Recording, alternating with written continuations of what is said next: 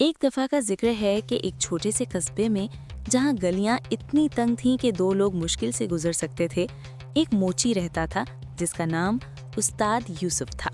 सुबह की आजान के साथ उसका हथौड़ा चलना शुरू होता था और रात के अंधेरे में बंद हो जाता था। लेकिन इस मोची के घर में एक ऐसी चीज थी जो पूरे कस्बे को हैरान करती थी, उसकी बेटी समर। समर के बारे में लोग कहते थे कि वो मोची की बेटी लगती ही नहीं।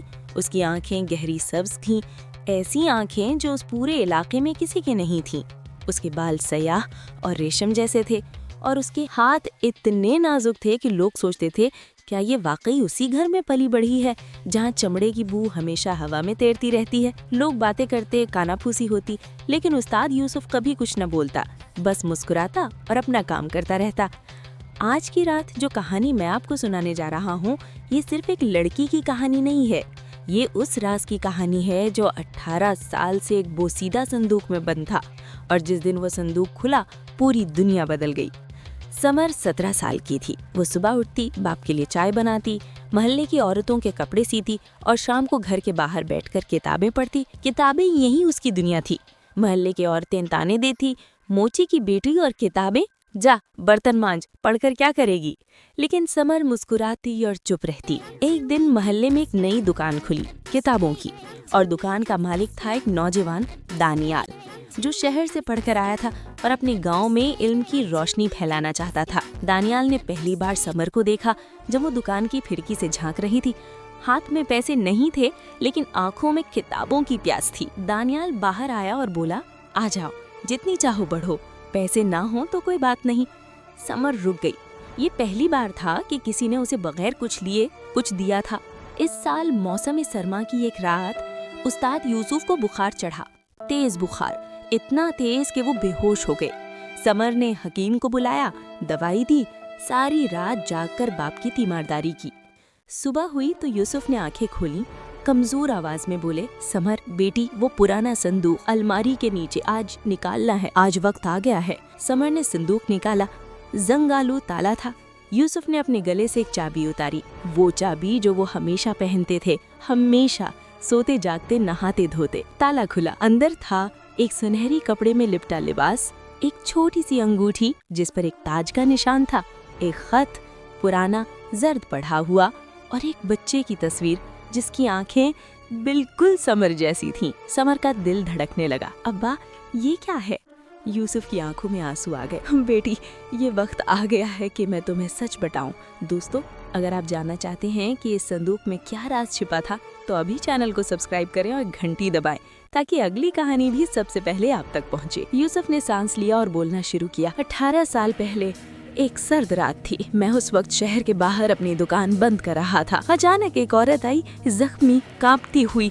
उसके कपड़े शाही थे लेकिन खून में रंगे हुए थे। उसकी गोद में एक बच्ची थी, चंद महीनों की। यूसुफ रुके, आंखें बंद की। उसने कहा, ये बच्ची ले लो, ये शहजादी है, महल में बगावत हो गई है, अगर ये इनके हाथ लग गई तो मार देंगे, इसे छुपा लो, पालो, लेकिन किसी को मत बताना। उसने ये संदूक दिया और कहा, जब ये बड़ी हो जाए और वक्त आए तो ये खोलना। समर का दिल फिर धड़कने लगा और वो औरत, यूसुफ ने आंखें खोली, वो चली गई अंधेरे में। मैंने फिर कभी नहीं देखा उसे। खामोशी छा गई कमरे में। समर ने खत उठाया, कांपते हाथों से खोला। खत में लिखा था, मेरी बेटी, तुम शहजादी हो, तुम्हारा नाम समीमा है, तुम सुल्तान फरीद की इकलौती वारिस हो। जब तुम ये पढ़ रही हो तो जानो कि तुम्हारी माँ ने तुम्हें बचाने के लिए अपनी जान दे दी। अंगूठी पहनो, ये तुम्हारी पहचान है। मेहर का दरवाजा तुम्हारा इंतजार कर रहा है। अगली सुबह तक ये बात किसी न किसी तरह फैल गई। कस्बे में जैसे जलजला आ गया। वही औरतें जो कल तक कहती थी मोची की बेटी, आज अदब से सलाम कर रही थी। वही लड़के जो समर का मजाक उड़ाती थी, आज दूर से सर झुका रहे थे। लेकिन समर के दिल पर क्या गुजर रही थी? वो अब्बा के कमरे में गई, उनका हाथ पकड़ा और बोली, अब्बा, मैं कहीं नहीं जाऊंगी, आप मेरे बाप हैं। कोई खून नहीं, कोई महल नहीं, कोई सल्तनत नहीं। मेरा बाप वो है जिसने मुझे पाला, जिसने मुझे प्यार दिया, जिसने भूखे रहकर मुझे खिलाया। यूसुफ की आंखें भर आईं, लेकिन फिर दरवाजे पर दस्तक हुई। दरवाजे पर शाही लिबास में मलबूस 2 सिपाही खड़े थे। उनके साथ एक बुजुर्ग वजीर आजम कमाल खान थे, जिनके बालों में चांदी थी और आंखों में सालों का दर्द। उन्होंने समर को देखा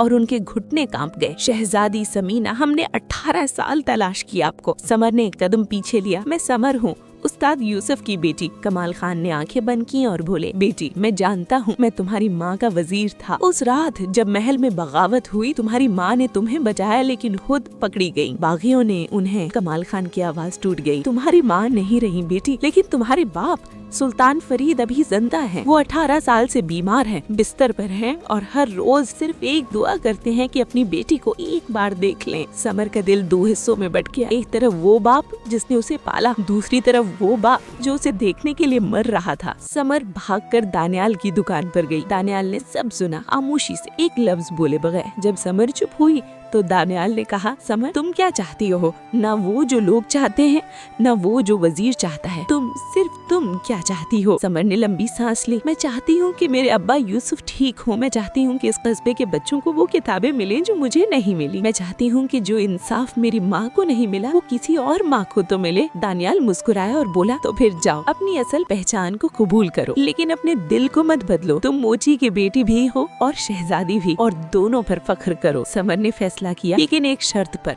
उसने मजीद कमाल खान से कहा, मैं महल जाऊंगी लेकिन उस्ताद यूसुफ मेरे साथ जाएंगे। वो मेरे बाप है, कल भी, आज भी, कल भी। ये अगर मंजूर है तो चलती हूँ। कमाल खान ने सर झुकाया जैसा शहजादी हुक्म ने। तब इस समर इस कस्बे से निकली तो पूरा कस्बा बाहर आ गया। वही औरतें जो ताने देती थी आंखें बूझ रही थी, वही बच्चे जो उसके साथ खेलते थे हाथ हिला रहे थे, और दानियाल वो दूर खड़ा मुस्कुरा रहा था। समर ने पलट कर देखा और हाथ हिलाया। महल पहुंचकर समर को सीधा उस कमरे में ले जाया गया जहाँ सुल्तान फरीद लेटे हुए थे। बूढ़ा आदमी, सफेद बालों वाला, चेहरा कमजोर, लेकिन जैसे ही समर अंदर आई उसकी आंखें खुल गईं। उसने एक लम्हे के लिए समर को देखा और फिर उसकी आंखों से आंसू बहने लगे। तुम्हारी माँ की आंखों हैं तुम में। समर आगे बढ़ी और बूढ़े बाप का हाथ थाम लिया। कुछ लफ्ज नहीं थे इस लम्हे में, बस एक बाप था, एक बेटी थी और 18 साल का फासला था जो एक लम्हे में मिट गया। लेकिन समर सिर्फ आंसू बहने नहीं आई थी। उसने सुल्तान से कहा, अब्बा जान, मेरी माँ के साथ जिन्होंने जुल्म किया या उन्हें अभी तक सजा नहीं मिली? सुल्तान ने आंखें बंद की। मैं कमजोर हो गया था बेटी, बागी अभी भी ताकतवर है। समर ने खड़े होकर कहा, मैं 18 साल मोची के घर में रही हूँ।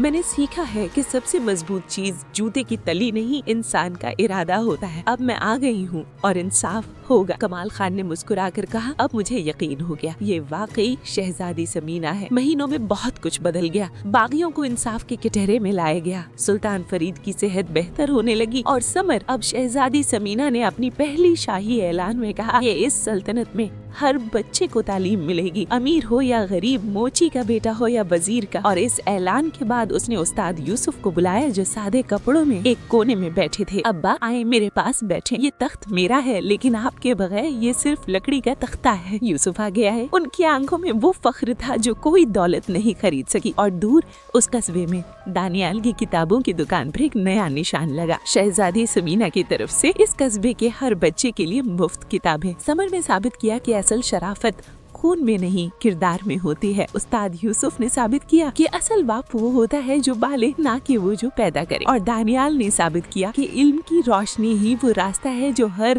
तारीकी काटता है। दोस्तों, ये कहानी आपको कैसी लगी? कमेंट में लिखें कि आपको सबसे ज्यादा कौन सा किरदार पसंद आया, समर, उस्ताद यूसुफ या दानियाल। अगर ये कहानी आपके दिल को छू गई तो अभी लाइक करें, चैनल सब्सक्राइब करें और घंटी दबाएं, क्योंकि अगली कहानी इससे भी ज्यादा दिलचस्प होगी। अपने दोस्तों को भी ये कहानी जरूर